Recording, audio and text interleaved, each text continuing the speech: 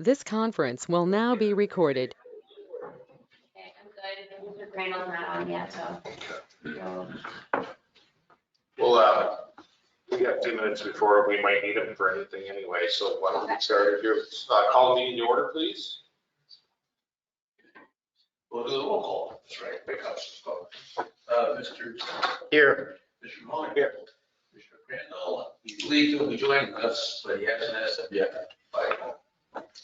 And we will stand for the pledge of allegiance, please. I pledge allegiance to the flag of the United States of America and to the republic for which it stands, one nation, under God, indivisible, with liberty and justice for all. Okay. Thanks all for coming. If anybody would like to speak tonight, we'll have you sign in. That would be great. Looks like we don't apparently have anybody on. A couple people up there on the computer. So the approval of minutes for the April 5th. Now, is that the one I was out town on? Yeah, that was the opening day. Okay. We'll have to bump that unless Mr. Crandall's in. So here. We'll bring them up later. Okay, fair enough. How about May 3rd's regular minutes? Meeting minutes? Yeah. Motion approved. Second. Okay, and call the roll, Mr. General. Yes. Mr. Yes. You want to rewind and start this over? Any additions or deletions to the agenda? Oliver? Good afternoon, trustees and fiscal officer Simcoe. There's one proposed deletion, which would be the removal of item 7.1. Mr. Krause is not able to join us this evening.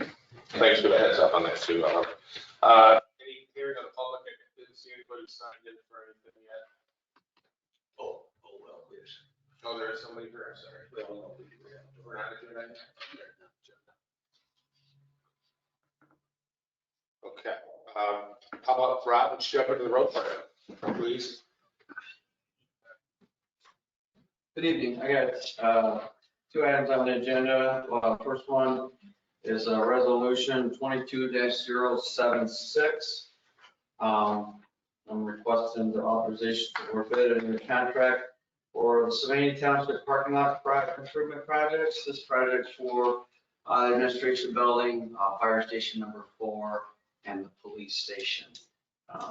Henry W. Bergman was the lowest best bidder, and the total cost of all 3 projects was $318,784. Each of the department heads were given the information, and all bids came in below the cost estimate, so we're in good shape. Any questions on it, John? All for resolution 22076, authorized to award bid contract for the parking lot improvement plan. Second.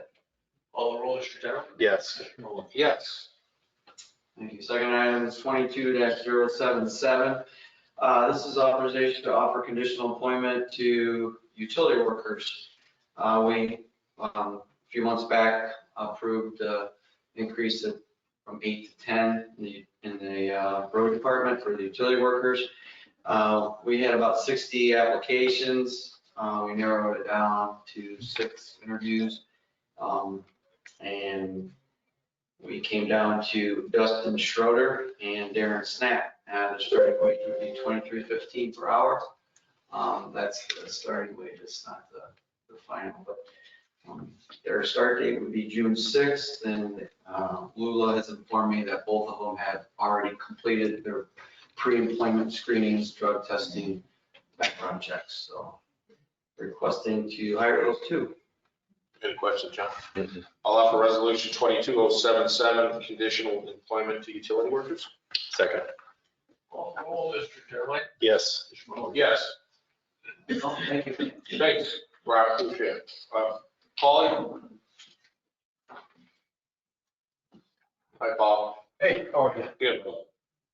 Resolution 72 to authorize the execution of the safety town contracts for teachers for safety town. It's the same one we do every year, so. Any questions? 72.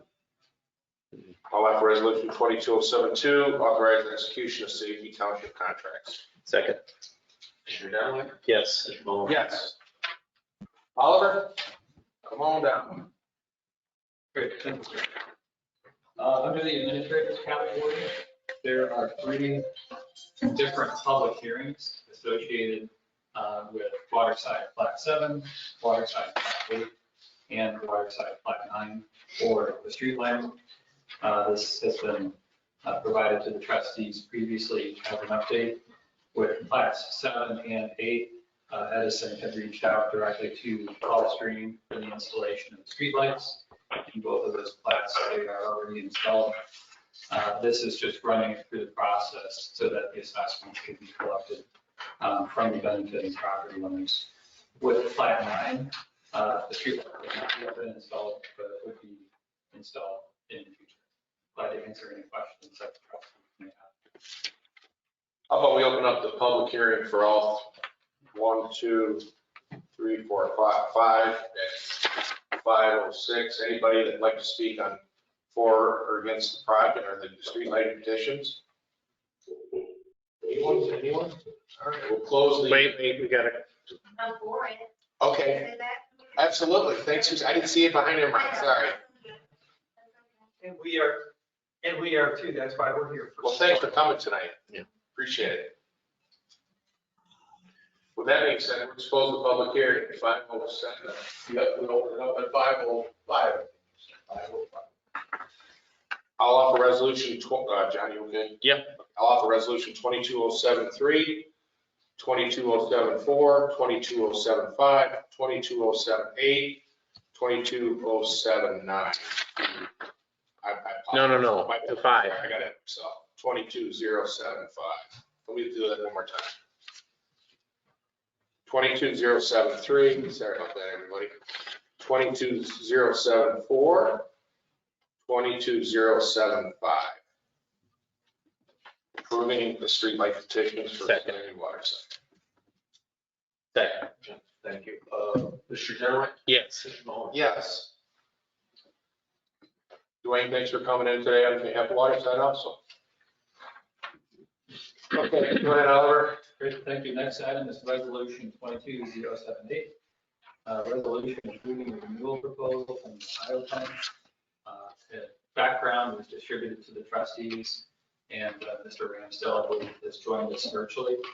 But to answer any questions that the trustees may have, this is for the plan year beginning on June 1st with a total cost of $124,669.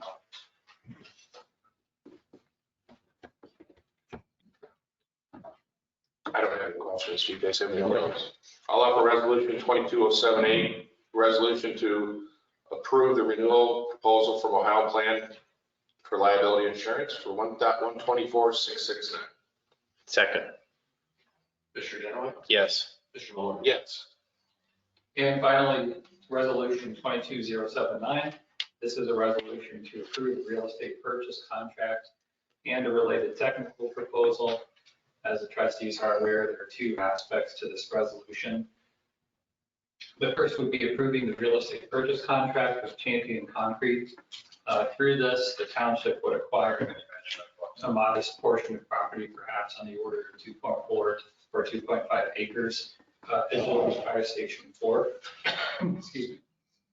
This would be to support departmental operations, potentially to facilitate the relocation of the training tower from King Road for a possible training facility, which could be constructed on site. The total amount would be $20,000 per acre, which was negotiated with Champion Concrete. And the contract provides an 8-month due diligence period, during which time all of the contingencies could be satisfied.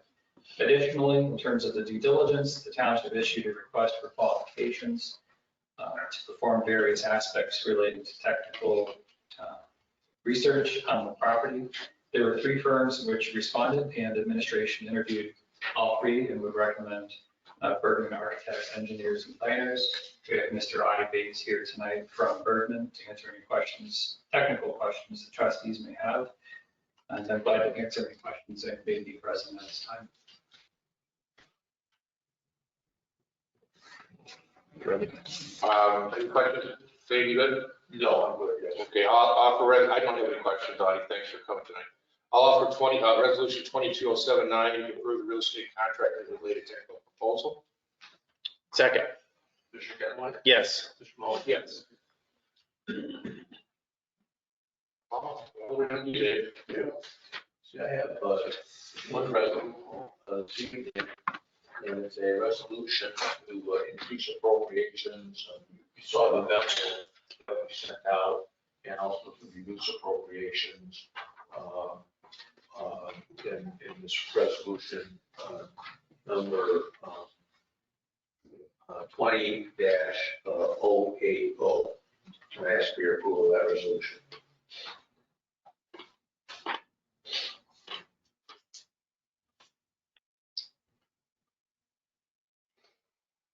Questions? What's the 225,000 in salaries? Yeah, that is the a proposal that we'd be setting up an account for that. There's the proposal on premium pay for employees under the American Rescue Plan. Okay. And that was passed on the April 17th meeting, the dollar amounts for that, and that is the sum that we're now putting in the encumbered balance. Passed at that meeting on April 17th. I believe it was 2 meetings ago. Oh, okay. Yeah. That's the amount though. That is. Okay. Questions, John? No. I'll offer resolution 22080, township appropriation unencumbered balance, reducing appropriations. Second. Yes. Yeah. For the month of April. And normally the quarter into the year, we are doing a little bit better than we anticipated in our revenues, which is, good. And then on our expenses, we're at where we thought we would be slightly below the couple of comps. So we continue to have a good fiscal position, I think. It is early, but not expecting anything unusual to come along. So we're pleased with our numbers, a quarter into the year, or a third into the year, I guess. Yeah.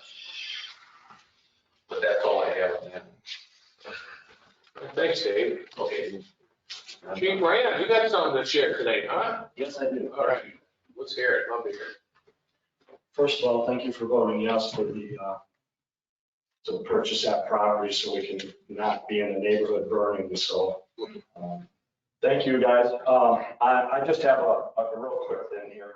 On March 20th at 8:27 p.m., our station 64 was dispatched to 7060 West Sylvania Avenue for a possible cardiac arrest. 7060 Sylvania Avenue is Tam O'Shannon. While en route, several bystanders who were also hockey players started CPR, sent someone to retrieve the AED from the lobby, and one of the players remembered two of the guys in the team that just finished were the firefighters, ran into the locker room and hit both those two firefighters, who were Lieutenant Jim Schulte and firefighter Jeff Cunningsecker, both good friends of mine. They play on the Toledo Fire Police hockey team. Once the guys got onto the ice, they realized that the gentleman was in complete cardiac arrest, with others from the other hockey team performing bystander CPR.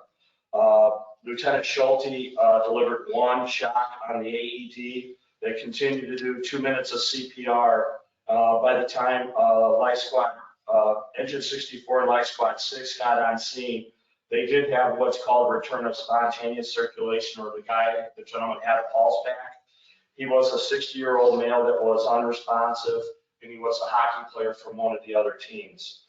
ALS care was continued by the crew of Life Squad 6 and the crew of Engine 64 until they delivered the patient to the ER here at Flower Hospital. I'd like to say these 7 individuals jumped into action and saved this man's life.